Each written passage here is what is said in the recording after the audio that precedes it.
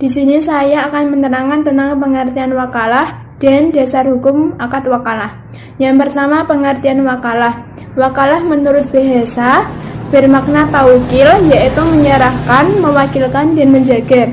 Sedangkan menurut istilah disebut perwakilan, yaitu pelimpahan kekuasaan oleh satu pihak atau mewakil kepada pihak lain atau wakil dalam hal-hal yang boleh diwakilkan.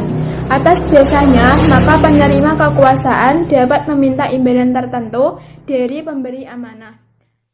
Akad wakalah menurut pendapat ulama, yang pertama ulama Malikiyah menyebutkan akad wakalah adalah tindakan seseorang mewakilkan dirinya kepada orang lain untuk melakukan tindakan yang merupakan haknya, yang tindakan itu tidak dikaitkan dengan pemberian kuasa setelah mati. Sebab jika dikaitkan dengan tindakan setelah mati, berarti sudah berbentuk wasiat, bukan lagi berbentuk wakalah. Kemudian yang kedua, menurut ulama Syafi'iyah mengatakan bahwa wakalah adalah suatu ungkapan pendelegasian oleh seseorang kepada orang lain supaya orang lain itu melaksanakan apa yang boleh dikuasakan atas nama pemberi kuasa. Kemudian yang ketiga adalah menurut ulama Hanafiyah mengatakan wakalah adalah seseorang mempercayakan orang lain menjadi ganti dirinya untuk bertasarruf dalam bidang-bidang tertentu yang boleh diwakilkan. Kemudian yang keempat, menurut ulama Hambali, wakalah adalah suatu permintaan ganti seseorang yang di dalamnya terdapat pengganti hak Allah dan hak manusia. Yang kedua, dasar hukum akad wakalah. Pertama dari Al-Quran surat Al-Kahfi ayat 19. A'udzu billahi minasyaitonir rajim. Bismillahirrahmanirrahim. Qalu rabbukum a'lamu bima labistum fab'asu ahadakum biwariqikum hadihi ilal madinati falyandur ayyuha azka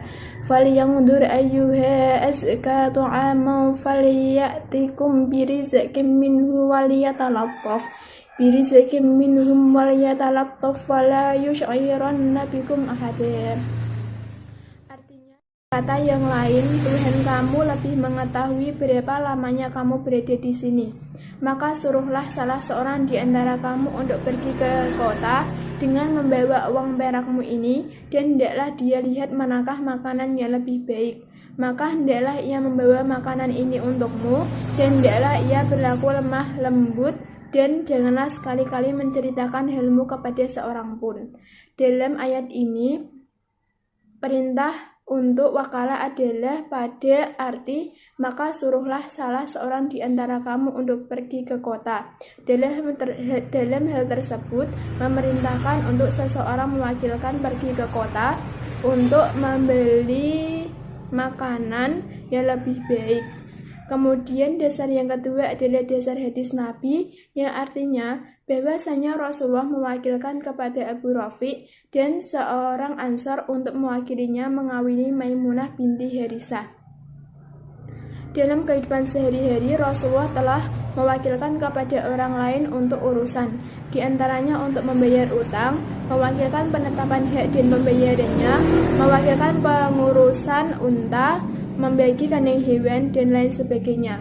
Kemudian dasar yang ketiga adalah dasar ijma'. Dalam kitab Al-Mughni, ulama sepakat dibolehkannya akad wakalah, bahkan mereka cenderung mensunahkannya dengan alasan bahwa hal tersebut termasuk jenis ta'awun atau tolong-menolong atas kebaikan dan takwa. Kemudian dasar yang ketiga adalah dasar qiyas, mengatakan bahwa kebutuhan manusia menuntut adanya wakalah karena tidak setiap orang mampu menyelesaikan urusan sendiri secara langsung, sehingga ia membutuhkan orang lain untuk menggantikannya sebagai wakil. Akan menjelaskan tentang rukun dan syarat dari akad wakalah serta berakhirnya akad wakalah. Pertama-tama saya akan menjelaskan terlebih dahulu yaitu rukun dan syarat dari akad wakalah. Rukun dan dari akad wakalah itu sendiri ada 4. Yang pertama yaitu pemberi kuasa atau mewakil, yang kedua adalah penerima kuasa atau wakil, yang ketiga adalah objek yang diwakilkan atau taukil, yang keempat adalah sigot atau ijab kabul. Yang pertama adalah pemberi kuasa atau mewakil dengan syarat yaitu harus pemilik sah dari objek tersebut. Yang kedua adalah orang mukallaf atau anak mumayyiz. Rukun yang kedua adalah penerima kuasa atau wakil.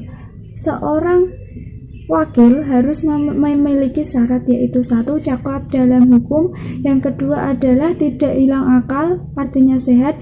Yang ketiga adalah harus yang amanah. Seorang wakil harus memiliki sifat amanah. Rukun yang ketiga adalah objek yang dikuasai atau taukil, yaitu dengan syarat diketahui dengan jelas orang yang mewakili. Selanjutnya tidak bertentangan dengan syariat Islam. Yang terakhir dapat diwakilkan menurut syariat Islam. Rukun yang keempat atau yang terakhir adalah singgot atau ijab kabul, yaitu adanya lafal atau ijab kabul secara jelas. Selanjutnya adanya perjanjian antara pemberi dan penerima kuasa, yaitu berisi tentang pendelegasian. Yang terakhir adalah tugas penerima kuasa oleh pemberi kuasa perlu dijelaskan sehingga tidak ada keraguan. Yang selanjutnya adalah saya akan menjelaskan tentang berakhirnya akad wakalah. Berakhirnya dari akad wakalah atau wakalah dikatakan berakhir jika yang pertama, bila salah satu pihak yang berakad wakalah itu sudah gila. Yang kedua adalah bila maksud yang terkandung dalam akad wakalah sudah selesai pelaksanaannya atau sudah dihentikan. Yang ketiga adalah dapat diputuskannya wakalah tersebut oleh salah satu pihak yang berwakalah, baik yang pihak pemberi kuasa maupun pihak penerima kuasa. Yang keempat atau yang terakhir adalah hilangnya kekuasaan atau hak pemberi kuasa atau sesuatu objek yang dikuasakan. Presentasikan tentang fatwa DSN MUI tentang wakalah dan aplikasi akad wakalah dalam lembaga keuangan syariah. Yang pertama yaitu fatwa DSN MUI tentang akad wakalah diatur dalam fatwa nomor 10/DSN MUI /4/2000. Dewan Syariah Nasional setelah menimbang yaitu yang pertama bahwa dalam rangka mencapai suatu tujuan sering diperlukan pihak lain untuk mewakilinya melalui akad wakalah. Yang kedua yaitu bahwa praktik wakalah pada lembaga keuangan syariah dilakukan sebagai salah satu bentuk pelayanan jasa perbankan kepada nasabah. Yang ketiga yaitu bahwa agar praktik wakalah tersebut dilakukan sesuai dengan ajaran Islam, DSN memandang perlu menetapkan fatwa tentang wakalah untuk dijadikan pedoman lembaga keuangan syariah.